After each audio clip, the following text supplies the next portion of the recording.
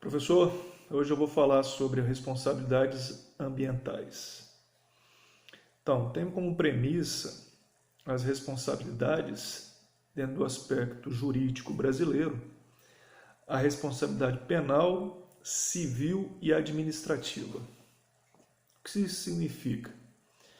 Toda aquela pessoa ou empresa, pessoa física ou jurídica, que causar danos ambientais poderá sofrer uma sanção por parte do Estado, seja ela uma responsabilização penal, uma responsabilização civil ou uma responsabilização administrativa. E aí nós vamos partir da premissa de que todos, sem exceção de ninguém, pode sofrer tais punições. A responsabilidade ambiental dentro da Constituição. A responsabilidade por danos causados ao meio ambiente no sistema jurídico brasileiro é matéria que goza de estado constitucional, ou seja, está previsto dentro da Constituição.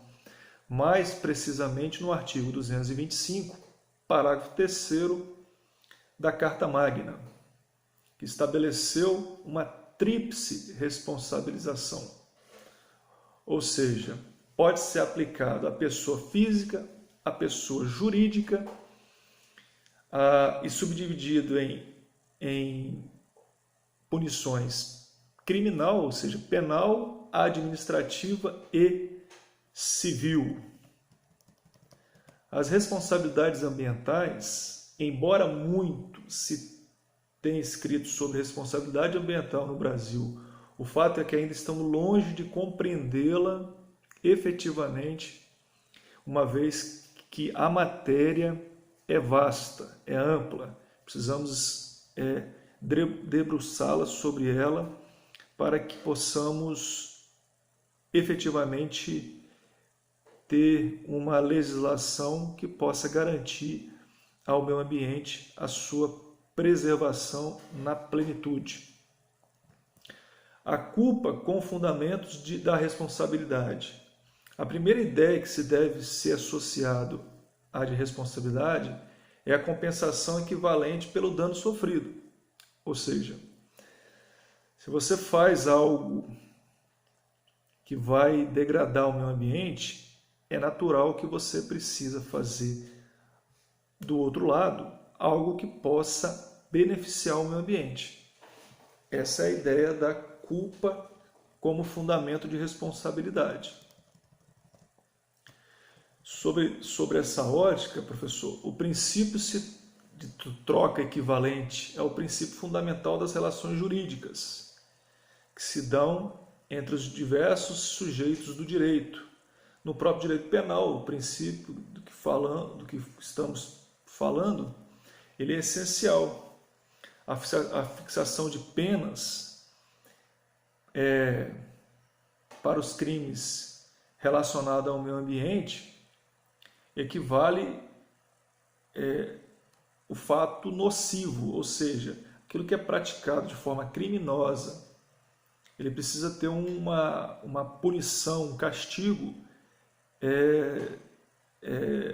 que possa desestimular que outras pessoas pratiquem o mesmo ato. A responsabilidade por risco.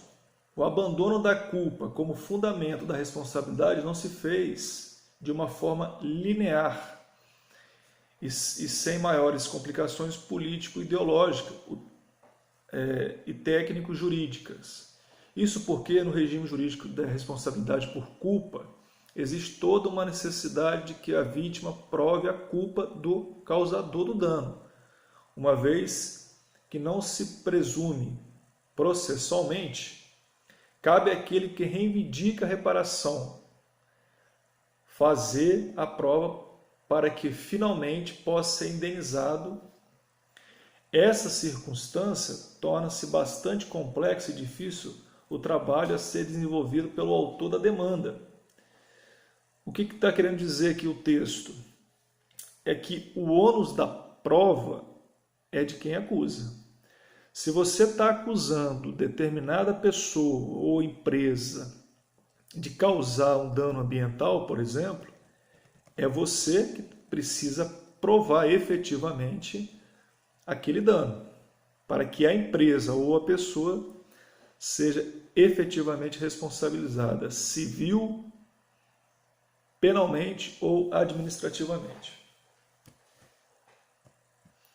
Bom, falando um pouco da concepção marxista do poluidor indireto, que é uma responsabilidade objetiva da administração por omissão, a orientação da segunda turma do STJ, tem o recurso especial aqui, 107.174 de São Paulo, da segunda turma, tem sido no sentido de assumir a concepção marxista da responsabilidade ambiental, conforme deixa ver o seguinte trecho do recurso.